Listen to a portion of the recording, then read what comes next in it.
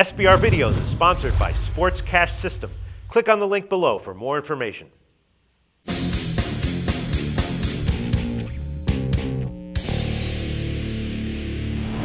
Hi, welcome to SBR Forum Videos. I'm Peter Loshak. We are previewing Week 15 in the NFL, and right now we are talking with Stephen O from EventDataServices.com, who's doing it again. Last year, in the middle of this season, he reeled off like 9 or 10 weeks in a row where he gave us a winner, and then about 5 or 6 weeks ago, he started giving us some of the top picks from his website, and he's won like 4 or 5 weeks in a row now, and last week he won with Arizona, an amazing, awesome pick because the line moved against him, but it's still covered easily. Stephen O, thanks for being back with us.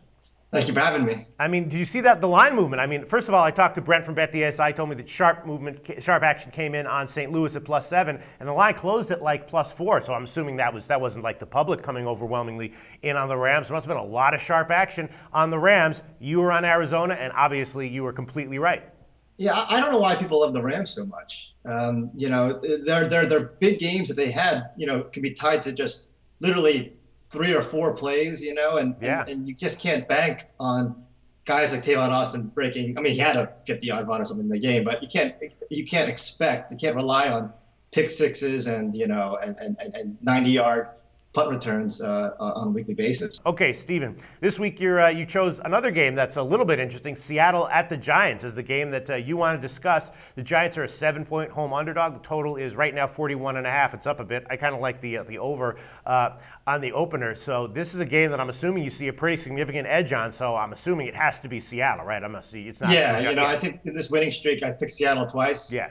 And you know, I think the Giants would be maybe a 9-point dog if they were any team but the Giants. But because they won 2 Super Bowls recently, you know, they're given this like credit. But you know, I look at this. So as you said, the line projects a score of around 17 points for the Giants. And you know, you look at the numbers. Even when they were playing well and won 5 of 6 games, they were not very impressive offensively. They averaged around 21. They put up scores like 23 versus Minnesota, 24 versus Dallas, Washington, and Oakland.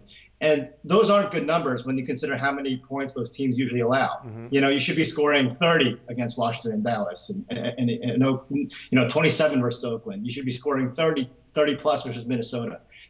Seattle's a defense that is obviously not as great on the road as at home, but they still hold teams to 17 points on the road, which is around a full touchdown better than your average road defense. So I look at this number and I see the Giants as really, at best, a 21-point per game offense.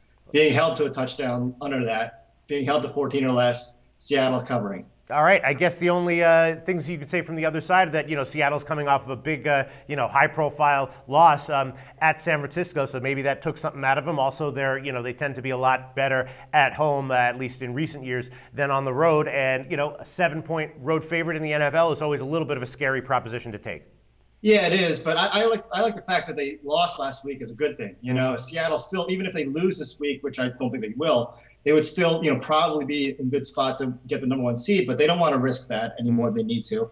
And no one wants to lose 2 in a row late in the season, you know, and so I think that actually helps. I mean, the Giants, if anyone's going to give up, it's the Giants, right? They really have no reason to play, and they're already talking about not wanting to be embarrassed. Their motivation shouldn't be not to be embarrassed. It should be to win. Right.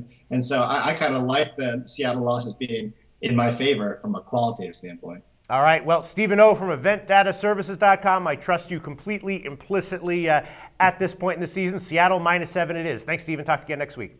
Thanks a lot, Peter.